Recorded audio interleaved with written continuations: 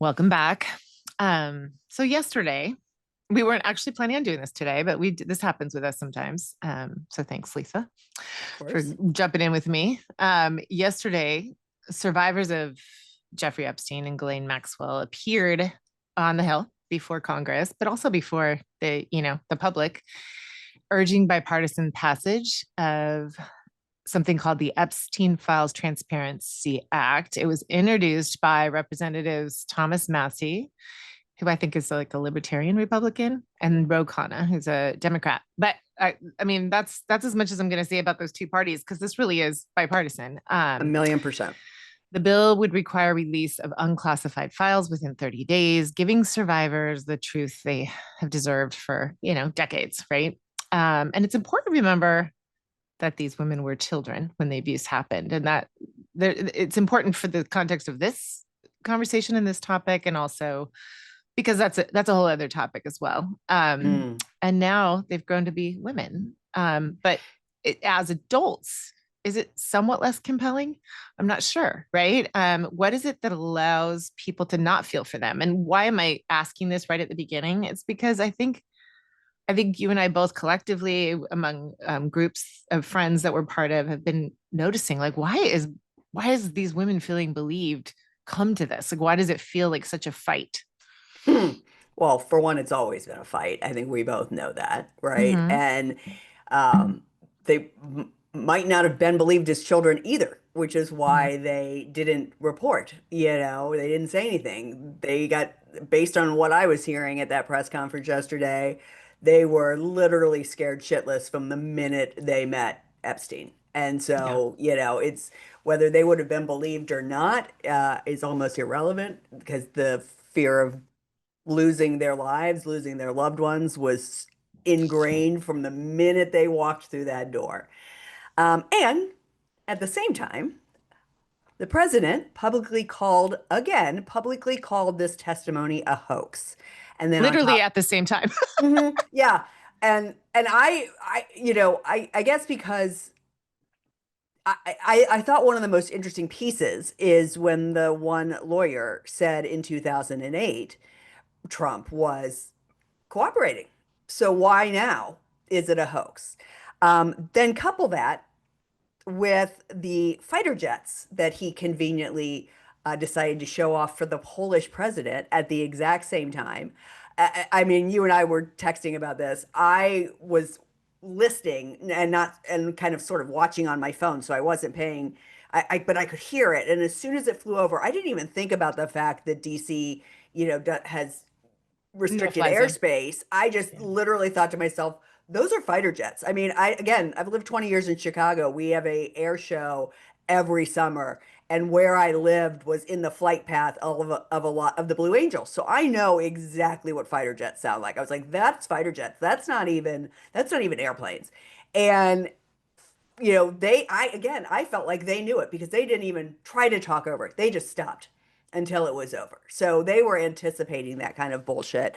And again, it's an attempt. I'm going to say it's an attempt at an intimidation tactic because I don't believe these women are going to be intimidated at this stage of the game.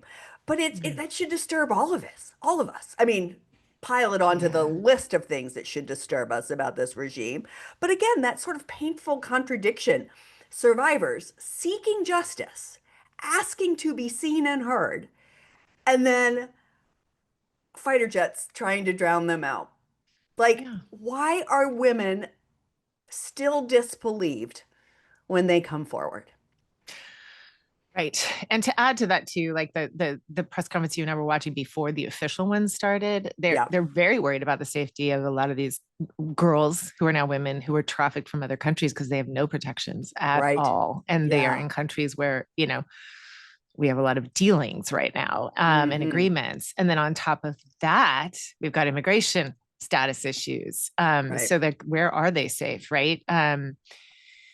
So and I just can't stress enough, this isn't partisan because we know women across the spectrum of beliefs who have experienced sexual assault, sexual misconduct, or at least have witnessed it and either didn't come forward or whatever. And the funny thing is, like, and this goes into a lot of things that are being covered on a lot of podcasts right now around deconstruction and Christian patriarchy. In a lot of cases, it is believed and just discouraged from reporting. Like, Right. it's not that it's even not believed; it's just minimized, which is even Hmm. fucking worse in some ways. Um, anyway, like, do we want to come in here and just be sad about it? Partly, but also it's like, what can we do to talk about it and like call it out, not let it be normalized, and like think about ways we can change that. And I think I want to just add the or the word, it shouldn't be partisan. It Mm. is partisan right now because as we sit here, and granted, this is going to come out in a couple of days, so maybe it'll be different by the time this comes out. But as we sit here right now, every Democrat and four Republicans have signed on to this bill. I And heard one of and them's wavering too. One of those four. oh, is that right? Mm-hmm. Um, okay. Yeah, I'm not, I wouldn't be surprised based I on have not fact checked that, so I won't say the the name. But four, yeah. or obviously it's not Thomas Massey, so it would be one Mm-hmm. of the three women.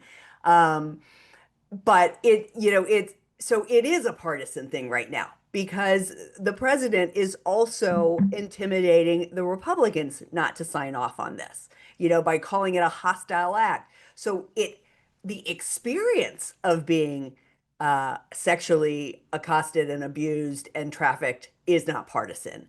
But what is happening with this bill absolutely, positively is. And I'm going to say it right now. If there is a Democrat on that list, prosecute, prosecute, prosecute. That is where Mm. this is not partisan for you or I. I don't give a shit who's on that list. I don't care either. I When mean, I that care, but I want anyone who absolutely is when that implicated woman and Marjorie Taylor Greene, got to give her some credit. I was telling you, like, this is totally hard, but she said it isn't just people who participated in abuse, it's people who supported it and made it possible, like, guarded yeah, the doors or were serving there. right, Like, people who are staying quiet are as complicit. absolutely. Anybody on there, I don't care if it's, God, I would hope it's not someone I'm related to, but like, if even if it's someone I've supported in the past, that would change my mind. That would, Absolutely. because to me, but this comes up with everything, right? Anyone who commits heinous crimes like that should pay for it. It should have nothing to do with how much money they have, how much power they have, the color of their skin, their affiliation. Like, these are But it crimes. absolutely does. I know. It just does. All right, so let's start with a truth that's often hidden. Although it's not hidden to women, which Mm-mm. is most women do not report what has happened to them. According to the National Sexual Violence Resource Center, more than 90% of sexual assault survivors on college campuses never report it. That is Yep. staggering. I am in that 90%. Yeah, Yeah. it's awful. And again, to go back to that thing that sometimes they're even believed. In my case, and in the case of a young woman I know really well who had that happen more recently, people do believe you, but still discourage you from creating something Right, out of because it. what will happen to that young boy's life?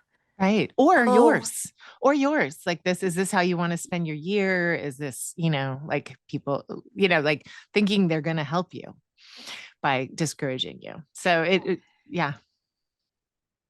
Hmm. Other data shows that only about a third of sexual assaults are reported to law enforcement. And some studies estimate that even less than 5% make it into official records. And this is mm, according to, like, at least three other research sources through womensandfamilies.org. So we're talking about a reality far larger than what any statistic captures. And again, if so many don't report as adults, how much harder must it have been for children who had no voice and no power? yeah, I mean, no question. And of course, false accusations happen. We know that. But let's look at the numbers. Research shows that only about 2 to 10% of sexual assault reports are false. Meanwhile, the vast majority of assaults are never even reported, and those that are only a small fraction lead to conviction. So, do I want 10% of them to be false? Absolutely not. That in and of Right. itself is a shit show. But to lean on that. It reminds me of a situation, well, I can say it, back in when I was pregnant with Charlotte, and I had some genetic testing and because of my age at the time. And they came back and said there was a 2% chance that she could have Down syndrome. Again, just age. And I remember thinking to myself, if somebody told me I had a 98% chance of winning the lottery, I'd be like, sweet, but I'm focusing on this 2%, right? Same thing. Even if up to 10% are false accusations, are we going to lean on that versus the 90% of reported that aren't, let alone all the ones that aren't reported? Right. Because that's like essentially means the imbalance is not between false claims and true ones. It's between how Right. rarely people lie and how often perpetrators get away with it. Yep. Mm. Wow. Law professor Deborah Turkheimer, I hope I'm saying that right, Mm. Turkenheimer, calls it the credibility discount. That means women's testimony is often automatically treated as less trustworthy than men's. Whoo, that's a shocker. Even when they have the same evidence. And the discount falls hardest on women who are already marginalized. Again, I mean, none of this is shocking to me. I'm sure it's not shocking to you either. And maybe it's not even shocking to our listeners, but it is worth repeating time and time again. Mm. This one kind of this one is staggering for me, but I'm not even staggering. It really hits a chord for me for a couple of reasons that I'll explain. But there's a philosopher named Kate Mann who coined a term for something I hadn't heard about until so I was reading this, that we see all the time in public discourse, and it's called himpathy. Himpathy is when disproportionate sympathy flows to male perpetrators, often at the expense of the women who came forward. It's the voice that says, but what about his reputation rather than what about her safety? So we saw that a lot with Brock, what's his name? Yeah, out of my hometown. Oh, yeah, who went to Stanford and sexually assaulted, I think, a swimmer, or I can't remember. He was He a was swimmer. he was the swimmer. Hmm. Okay. And that woman very bravely wrote that public essay that was just, I think stopped everyone in their tracks, but probably most people have forgotten about by now. But this Hmm. also reminds me a lot of a very beloved and like warm, wonderful parish priest from my childhood who then it was revealed that he had sexual encounters with more than a couple young women, paid for the abortion of one, ended up, ended up getting punished in court. He did not eventually get away with it. And the amount of people who had loved him and had him over for dinner and were like feeling bad for him that he had been sent to the seminary so young and that women treated him like a rock star. And, like it was amazing how, like, they weren't saying it was wrong, but they were really looking at it with an understanding that I couldn't ever comprehend. So it's not even, and there's the literally the double-edged sword. Not only are the women not believed, but then they are they're acted as though they caused it, right? Mm-hmm. This is Or they their contributed to fault. it, Yes, they right? Like, what contributed were to you it. wearing? Right. Yeah. Yeah. Mhm. But so yeah, that's true. Yeah, the empathy. Again, I mean the Brock thing, I don't wish I could remember his name, but his last name. But yeah, I mean, that was just he was a swimmer. What's going to happen to his life if he Yeah. gets accused of this? If he get Mhm. hopefully his life is in jail is that's what I'd Yeah. like to happen to his life, because the reality of it is her life's ruined no matter what happens to him. Not ruined, Right. but it is impacted in a way that I will never, God is willing, understand. Mhm. So Yeah. mm, yeah, it's what about his reputation? Well, again, what about her safety? I know. How about we teach boys not to do this? I mean, it's just yeah. I Okay. know. And I don't know if I have this in it. We may come across this. I don't know if this is in our outline or not, but it's that whole so many people on both sides of the political aisle have said, why do we talk so much about victims? The like we count victims, we don't count perpetrators. We should. Right. This many Right. men committed rape in this state last year. Not this many women were raped. I think Right. Yeah. Yeah. Yeah. anyway, or Yeah. were I found mean, guilty of or something. Yeah. right. I mean, the answer is patriarchy. Yeah. I mean, Yeah. it's right. It's unbelievable. So again, moving on, psychologist, sorry, Jennifer Freed describes another pattern, DARVO, DARVO, which stands for deny, attack, and reverse victim and offender. That's when the accused denies what's happened, attacks the person accusing them, then flips the story to paint themselves as the victim. Oh, I don't know. That might sound like our president. Mm. It's not only that, like we've heard so many accounts of judges Hmm. that do that too. Like, well, Yeah, why didn't you fight back harder? right. It doesn't sound like, it doesn't look like in this video footage that you're up, like you're not enjoying it. It's like, do you not understand what like people do to stay safe? Well, I was again going back to the survivors of Jeffrey Epstein and Ghislaine Maxwell because I want to keep her name out there too Yeah. because she was Yeah. as instrumental in this. She's a Um, monster. she's a monster. Yeah. The one that really struck me yesterday was the 16-year-old athlete who was invited by her friend, which, when you listened across the board to all these women, that was the pattern, right? There was a friend who invited their friend to come massage a rich older man, I know, for $200. And you think, well, why did the friend do that? Well, that's because when they got in the room with Epstein and then he assaulted them, then he said, bring me friends every time and I'll pay you $200. This woman said, I don't want to do that. And he said, well, if every time I call you, you either bring me a friend or you come.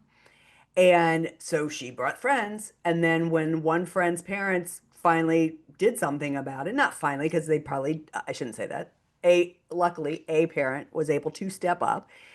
She was 18 at the time. She went to testify about this or talk about it at the with the police, and they accused her of being part of this Of when grooming. she Yeah. was, yeah, of grooming, which she was very clear from the minute she met Epstein.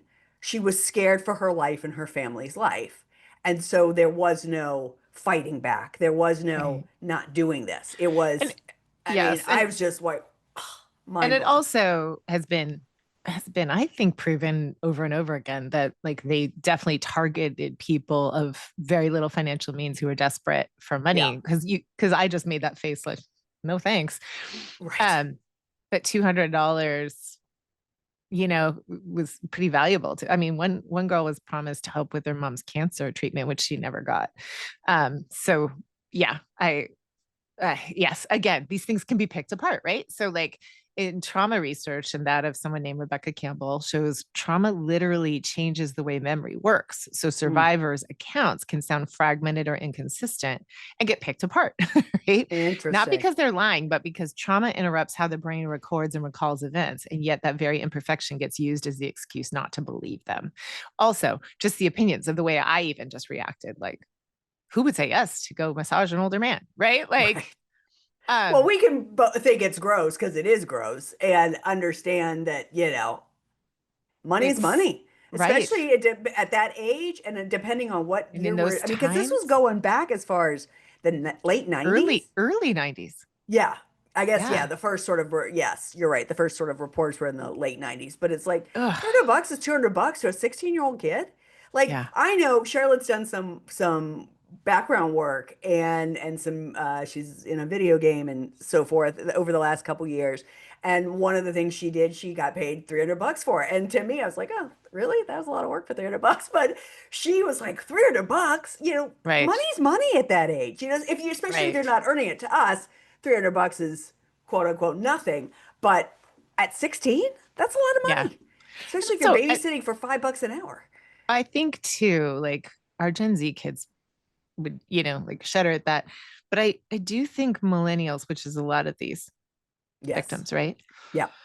have what we had, which was a lot less ownership over, like we've talked about this a lot, like hug your uncle, hug your like say Mm, thank you, hmm. smile. Like there was a lot of like not great things we were comfortable with that we were compliant with, and who knows how much of an extension that is, right? I guess I could go I don't know. Anyway, No, no, I I'm just mean, noting in me that like they get picked apart for their stories and their reasons for going away with it.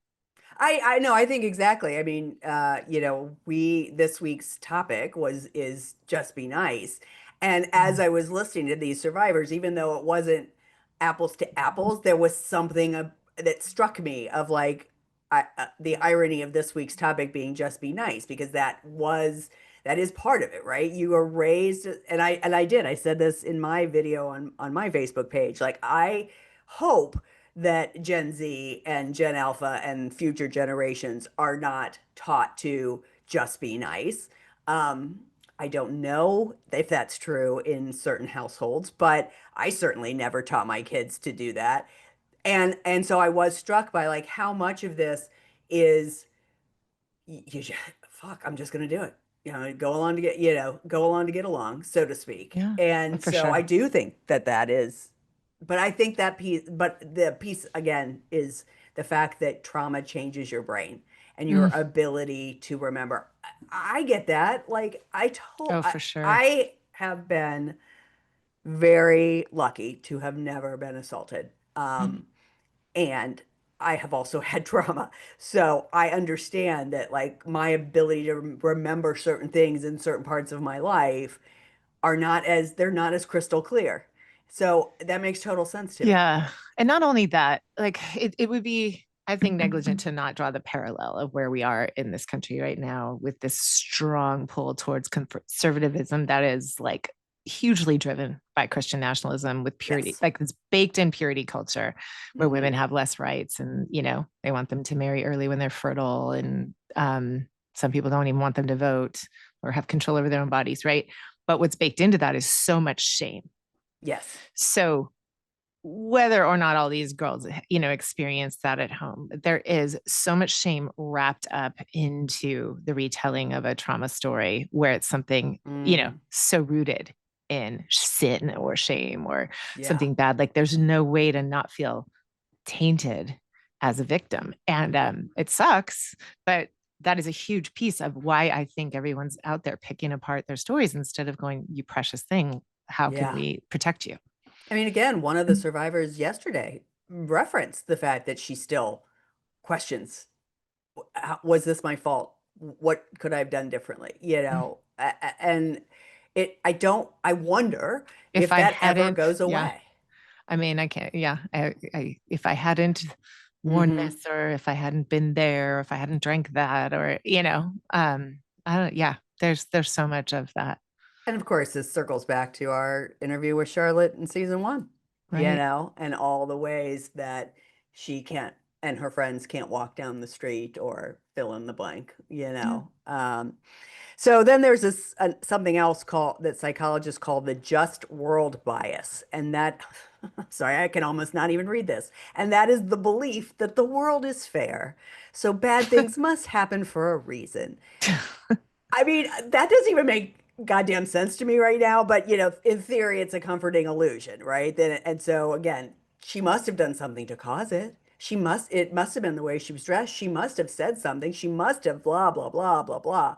I'm sorry, but I'm so beyond thinking the world is fair that just seems ridiculous to Right. me. Well, yeah, that could be older, Yeah, yeah, but still, I think there are people out there who sure. like to pretend to operate by that Yeah, yeah, pretend. yeah, yeah. Um, I hate this myth of the perfect victim because you know what Mm, it makes me think of? It makes me think of the Virgin Mary. Because how do you explain that this young woman got pregnant, right? right, Society right. expects that survivors fit this narrow image that was she sober? Was she calm, polite, never messy? Mm, Was she really direct? And if they don't fit that, then their story gets doubted. And that's just a really strange, almost biblical line to hold. And it's so weird. Like if you think of the women who testified yesterday, once dismissed as children and now doubly dismissed as adult women, people are assigning to them that it's political. Um, right. Biden administration didn't do enough for this. Like I have no love for that administration for not blowing this open. So like when is their story compelling enough? And the fact that they're finally risking their safety to be seen and heard, Yeah, photographed, researched, yeah. shows you how desperate they are to like heal from this and be validated. And I think um, how do you judge a 14-year-old's decisions, you know, or Hmm. like, how do you do that at all? It is wrong. I think the Yeah. staggering thing that I told you about over text that just keeps coming to me that it is so hard for me to grasp is the amount of people in power that wronged children or protected the people that did. It's just staggering to me to know that there's like that many people, that it is not some sick mental illness of a small few, but that it is a practice and thing people have been getting away with is so disgusting and aberrant to me. Well, and I also think this is just scratching the surface. I mean, I know. if you, our listener, like Kari and I, follow so many women on TikTok and or Instagram who are, as you said, deconstructing Christian nationalists. Um, their take on this is the reason nobody is doing anything about this is par for the course in Mhm.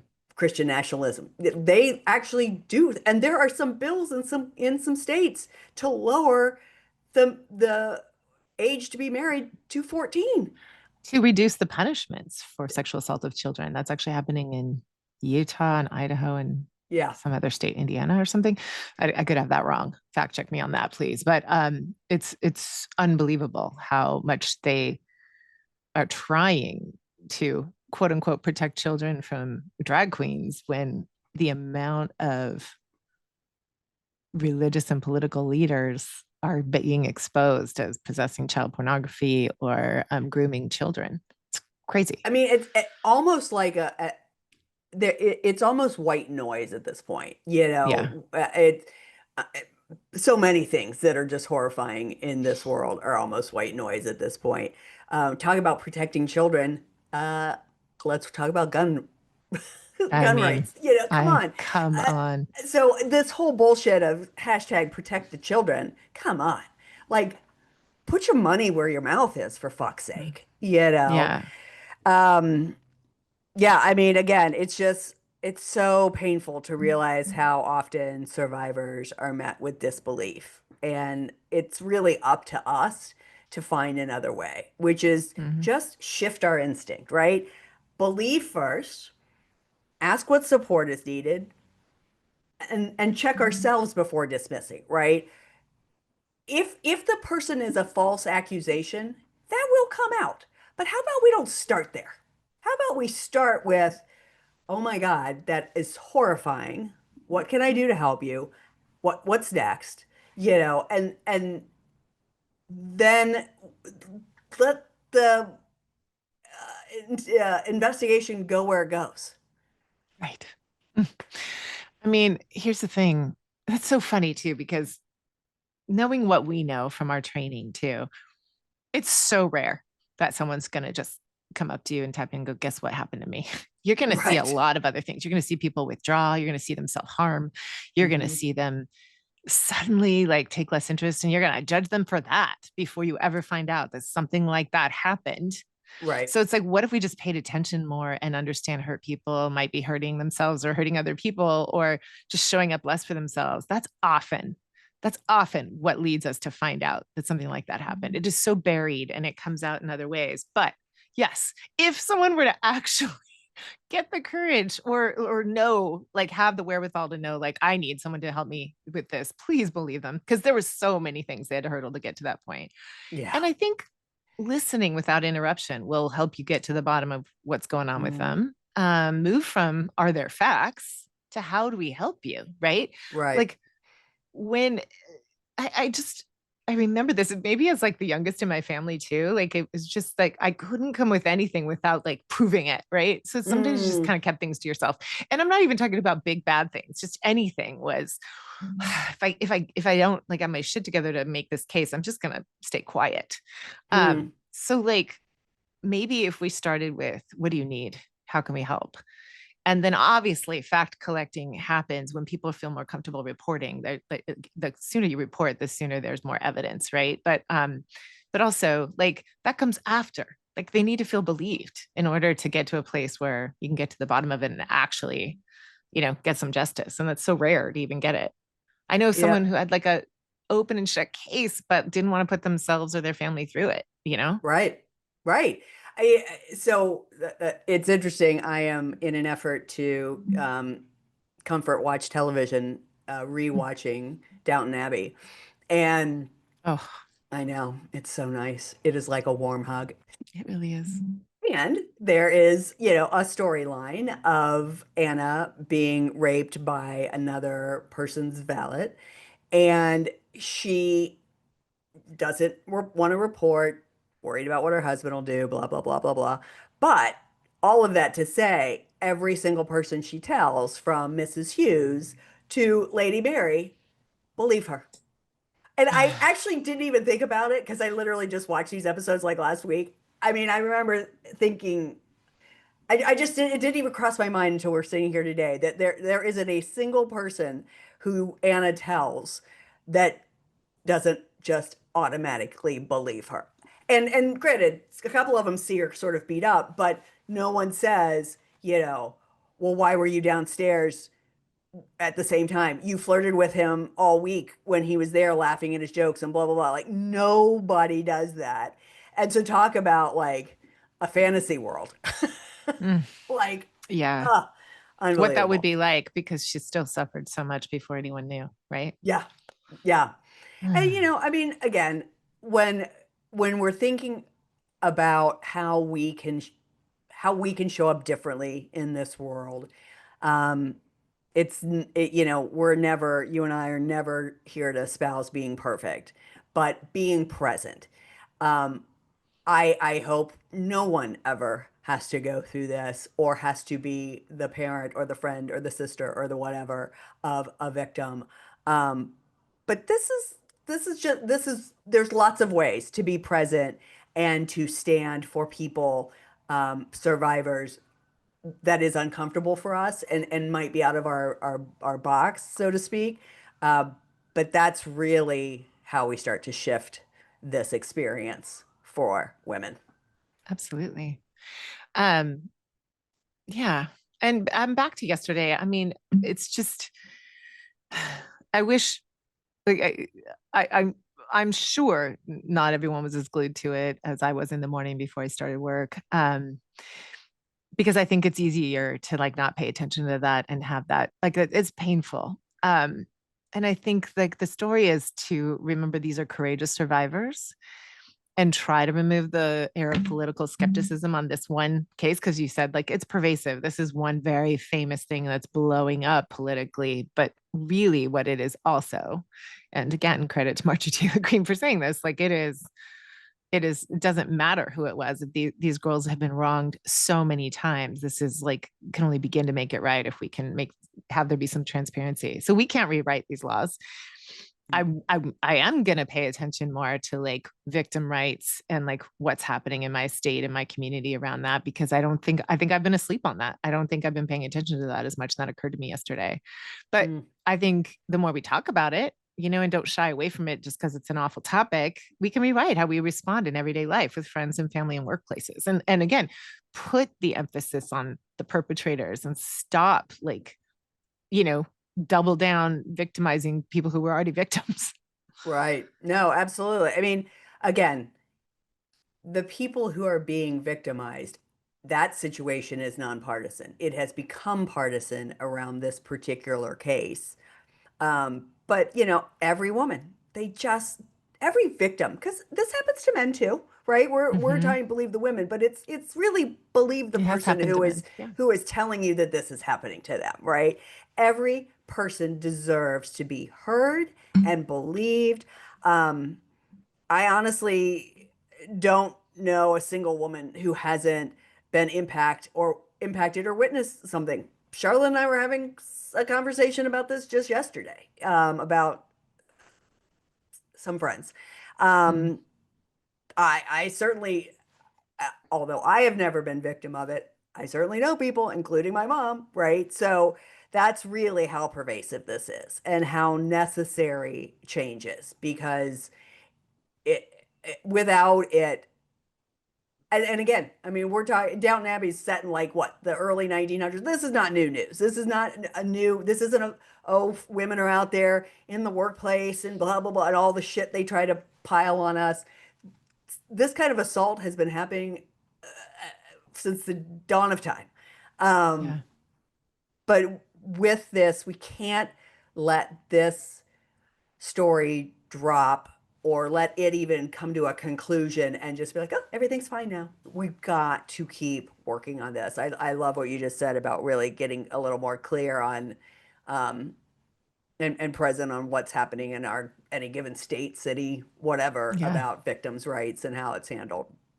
Yeah. I think there's any invitation here for us and for others. It's like just notice your first instinct. Like I saw myself on camera just go to that earlier, it's like, oh yeah, can we shift to Mm, compassion? Like, oh God, how can we learn? How do we show up differently? I think that matters so much. yeah, because the bottom line is when we believe, we begin to change and we begin to change this experience for victims of crime. Yeah. So I picked You a picked it. Lady Gaga song. I like it. I like it. I actually I didn't remember the song when I came across it. Yeah, It was written as an anthem for the hunting ground. What's that? What's the I hunting have ground? literally no idea. Okay. Don't even know.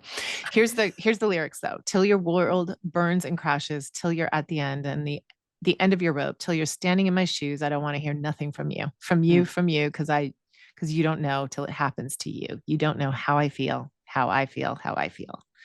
And I like it because it's a reminder that we can't fully understand trauma, but we can choose to stand with survivors rather than turning away. Amen. There's no better way to end than on that Yeah. line. Thanks, Believe everybody. women. Hashtag believe women for sure. Thanks, everybody. We'll be back next week.